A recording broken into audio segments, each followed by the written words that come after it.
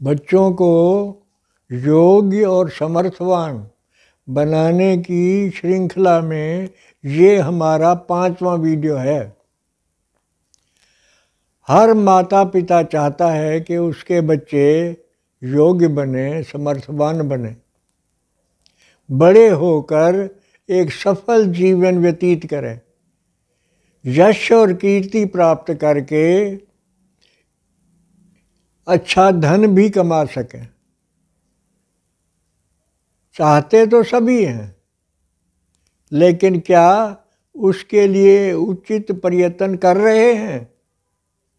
आइए इस पे विचार करते हैं। बच्चे माँ बाप की हर बात को सुनते हैं, समझते हैं। आप जो भी कर रहे हैं, जो भी बोल रहे हैं, उसको जानते हैं। स्कूल में उन्हें पढ़ाया जाता है कि सच बोलना चाहिए। डोर बेल बजी, पापा जी समझ गए कौन आया है। बच्चे को बुला के कहा, जाओ कह दो पापा घर पे नहीं है। बच्चा गया, बोला, पापा जी कहते हैं पापा जी घर पे नहीं है। आप झूठ बोलकर बच्चे को झूठ बोलना सिखाना चाहते हैं या सच बोलना? झूठ बोलकर क्या आप बच्चे से सच बोलने की आशा कर सकते हैं? जैसा व्यवहार आप करते हैं, बच्चे आपके हर व्यवहार को देखते हैं, जानते हैं। इसलिए जो व्यवहार आप चाहते हैं बच्चों से, आपको घर में वही व्यवहार ही करना चाहिए।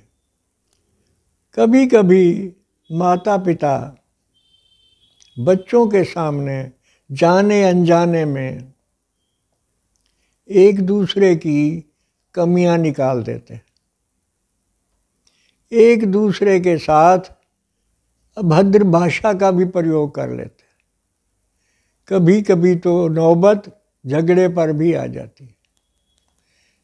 इससे बच्चों के ऊपर बहुत बुरा प्रभाव पड़ता है। आपके बच्चे कभी भी सभ्य इंसान नहीं बन सकते। वो दूसरों की गलतियां निकालते रहेंगे, दूसरों की कमियां बताते रहेंगे और दूसरों के साथ झगड़ा करते रहेंगे। इसलिए मेरी आपसे प्रार्थना है कि आप एक आदर्श पति पत्नी का व्यवहार उनके सामने प्रस्तुत करें। बच्चे को बनाने के लिए दोनों माता पिता का हाथ होता है। कई बार देखा गया है कि माता उसको एक तरह से हैंडल करना चाहती है और पिता उसको दूसरे तरीके से।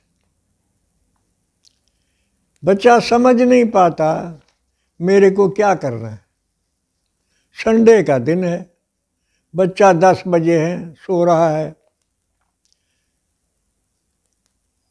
पिता कहते हैं बेटा उठ जा, 10 बज गए हैं।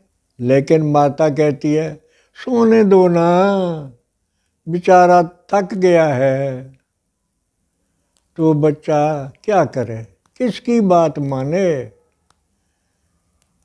तो इसलिए आप अगर मतभेद रखते हैं तो उस मतभेद को बैठ के अलग से सुलझा लीजिए और उसको एक ही दिशा दीजिए।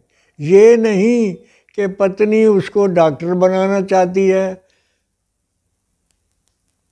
पति उसको इंजीनियर बनाना चाहता है, तो बच्चा कंफ्यूज हो जाता है। बच्चे को एक ही दिशा दीजिए जो आप उसको चाहते हैं और दोनों मिल के उसके लिए प्रयास करिए। बच्चे घर में अगर 2 या 3 हैं, एक मंदबुद्धि है, एक मेधावी छात्र है, एक औसत दर्जे का है, तो उनका कभी भी आप कंपैरिजन ना करें, एक दूसरे का मुकाबला ना करें, किसी के अंदर हीन भावना ना भरें।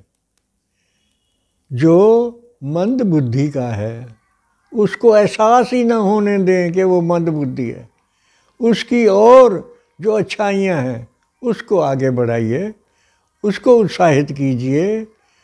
जो और औसत बुद्धि है उसको भी थोड़ा सा आगे बढ़ाइए। देखिए, आत्माएं सब अलग अलग है।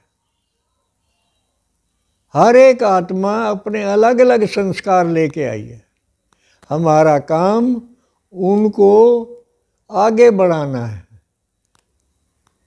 जैसे भी कर सकते हैं हम, जितना भी कर सकते हैं, लेकिन ये नहीं कि एक आदमी दूसरे व्यक्ति की जगह ले सकता है। तो हमें हमेशा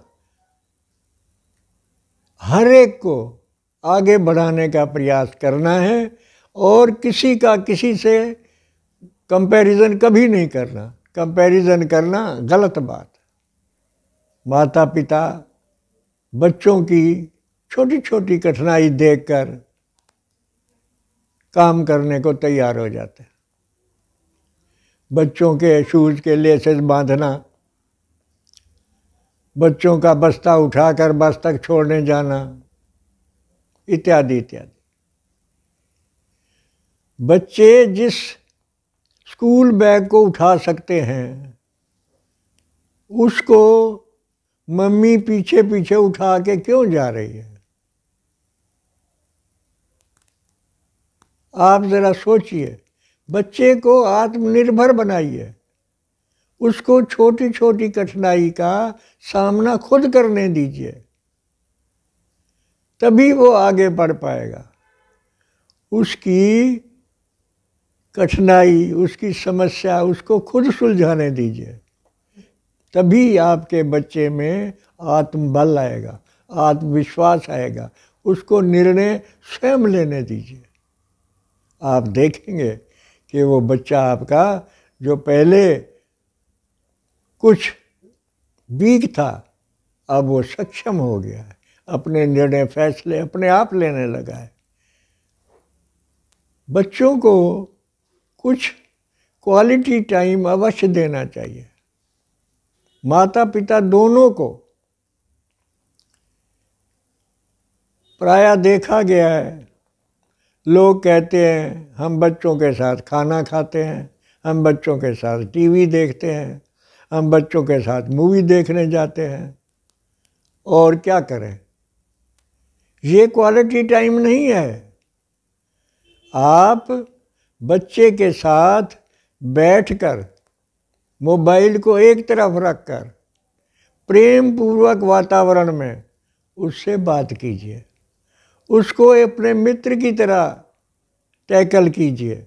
उसको बताइए, जो बात वो आपको बताएगा वो आप किसी को नहीं बताएंगे।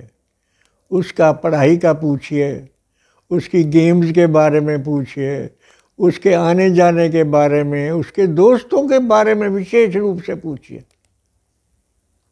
उनकी क्या आदतें हैं। तो जब आप ऐसा करेंगे वो आपको कुछ ना कुछ ज़रूर बताएगा। फिर उस समस्या का समाधान कीजिए, दोनों पति पत्नी मिलकर। ऐसा करने से आपका बच्चा